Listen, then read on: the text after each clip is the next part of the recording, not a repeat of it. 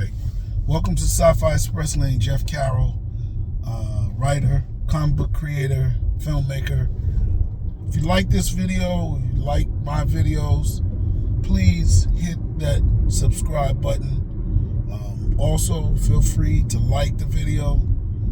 And then another thing I'll say is comment. I do get good comments. I do get good messages. My all my social medias are in the description to where you can get my books and watch my movies, but more so how you can link up with me and make a comment. You can hit me in the comments here, or you can DM me on Instagram or whatever. But anyway, let me get into this. So yesterday I had a good conversation at one of my favorite places, which is the comic book store.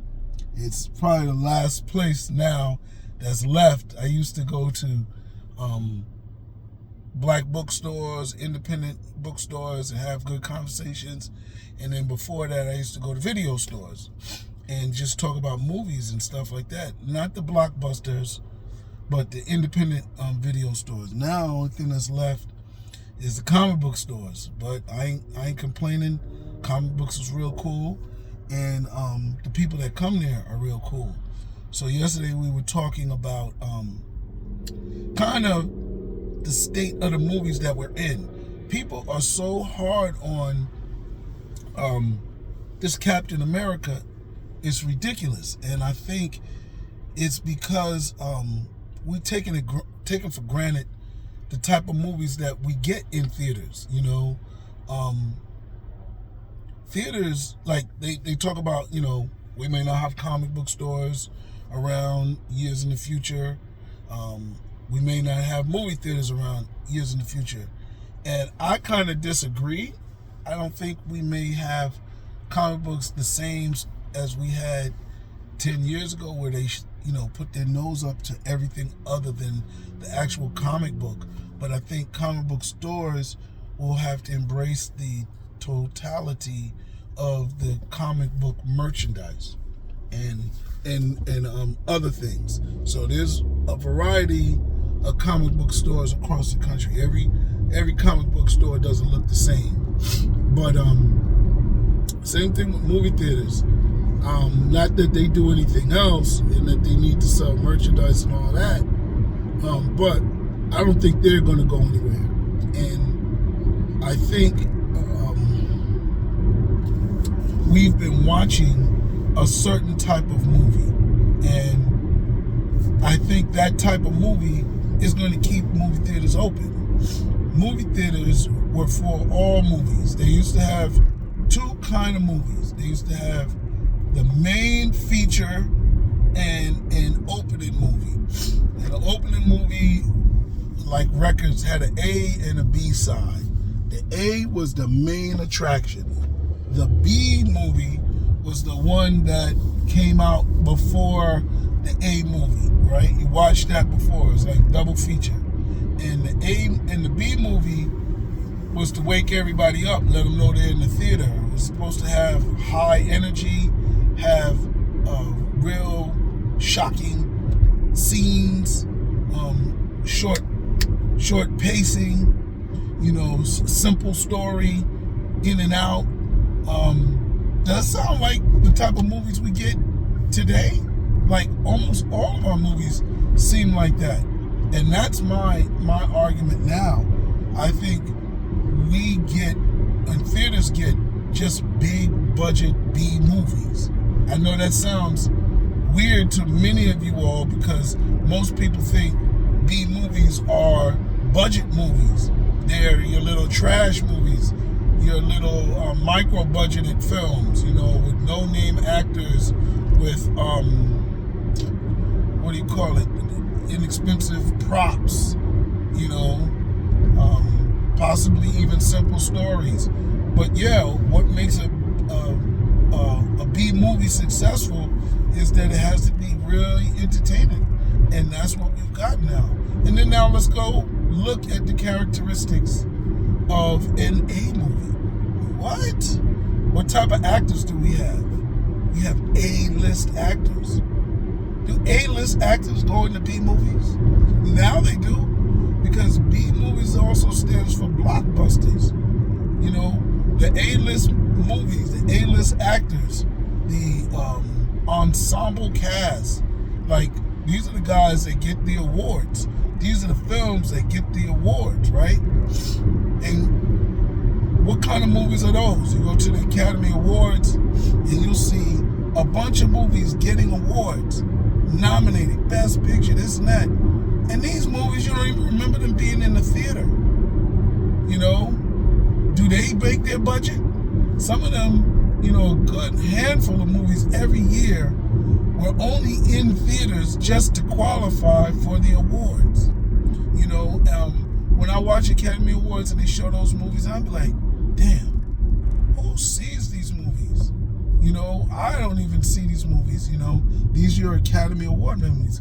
To me, those are the descendants of the A movies. And movie theaters have gone to B movies so much that they don't even, like, A movies don't even make their budgets back.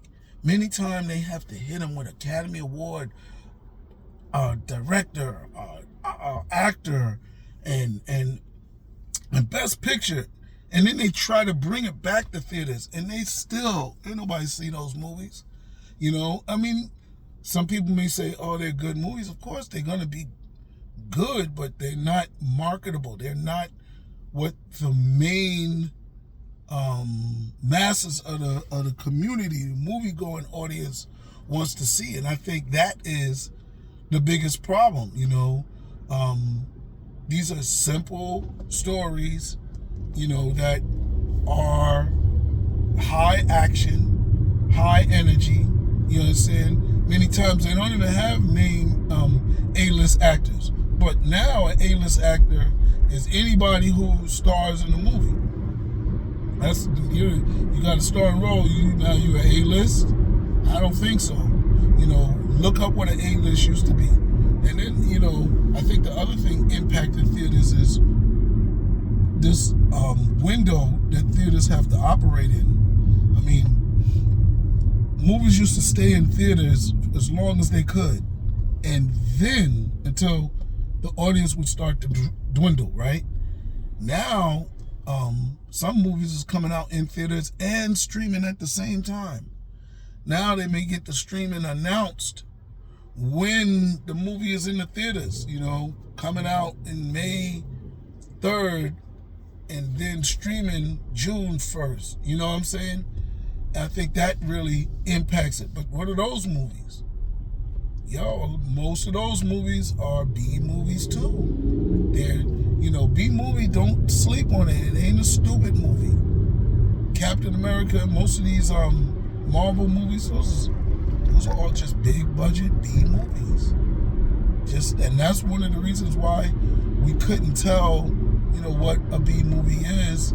You know, we just said, oh, this is a Tubi movie, or it's just a DVD movie, you know, one of the ones you pick up at Walmart. And for all intents and purposes, yes, that's where a lot of them go. You know, what is it, Shark Sock?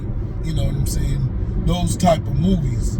But listen to the movies that we have out now. I mean, Sharknado went to theaters, you know, and I'm not saying all movies is like that, but we got a movie where the guy transforms into a red giant, you know what I'm saying, and fights a guy with mechanical wings flying around with it. That sounds fantastical to me. It does, you know, it's not something that you see in science right now, so it's definitely bigger science than what we have. But yeah, that's what B movies used to be. So I just want to throw that out. I'm not going to really go too long on this. That's a new theory. I just wanted to give an example, support my position, and put this out. So if this doesn't go to length, don't kill me. But yeah, I wanted to make this point, you know, that these movies that we live in B movies, and we shouldn't be expecting otherwise. I mean, because there are, I guess, A-list movies, but they ain't coming to theaters. You know, they're not making their budget. You know, if you're writing a movie, you better write something with some high energy, chase, kill scenes, you know, quick pacing. You know what I'm saying? It's going to get an audience reaction, because people go to movie theaters for a shared experience. And I think, you know, the times of people you know, in the theaters might even come to an end. I think they may revert back to, you know, Grindhouse, 42nd Street theaters, where, you know, people was talking and reacting, and you knew when you went into the movie theater, you were not in there alone. You know what I'm saying? So I think that energy is going to be what keeps theaters going, because some movies you can't really enjoy the maximum at your house. Let's just keep it real. You can do a good job and see the fun in the movie, but there's movies, especially even some comedies, you can't enjoy them unless you're in the theater with other people. And you can enjoy it, but it is like on a level 1 compared to a level 9 and 10.